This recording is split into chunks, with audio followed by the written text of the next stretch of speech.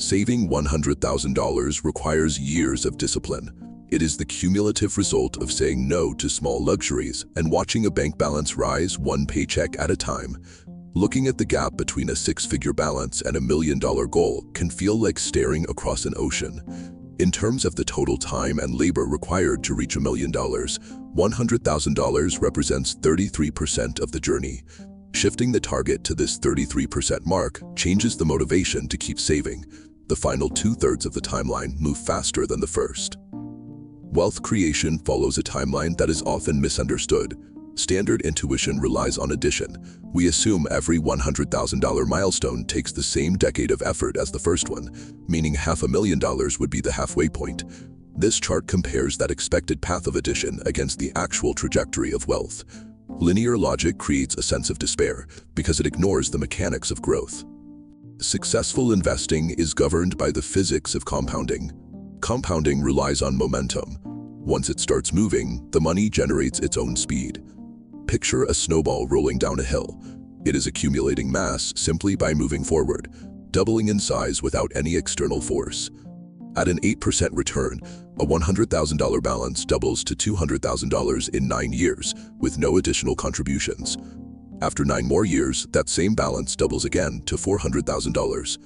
By year 27, the portfolio reaches $800,000. Around year 30, it crosses the $1 million threshold. The first $100,000 required a decade of manual labor. The final $500,000 generated itself in the same 9-year window. When you add monthly contributions to that compounding base, the timeline compresses. Investing $500 a month on top of a $100,000 starting balance reaches $1 million in 24 years. Starting from zero with that same $500 a month takes 35 years to reach the same result. That initial balance acts as an immediate deletion of required time from your working life. This $100,000 is the largest purchase of personal freedom an investor can make. It is a receipt for 9 years of time. There is a specific point where the effort of the worker is overtaken by the effort of the portfolio. In the early phase, your monthly deposits do the heavy lifting. A $500 contribution matters more than the $330 your investments earn on average. At the $100,000 mark, passive investment returns begin to pull ahead of manual savings. Once the balance reaches $300,000, those returns move so fast that manual contributions become secondary to the growth of the account. This transition moves the builder from the engine of their finances to a passenger coasting on momentum.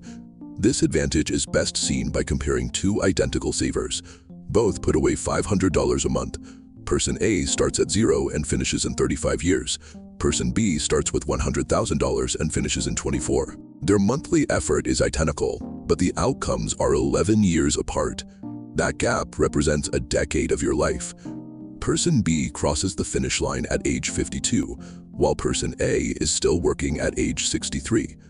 Federal Reserve data shows that households crossing the $100,000 mark experience a quantifiable acceleration in net worth compared to those below it.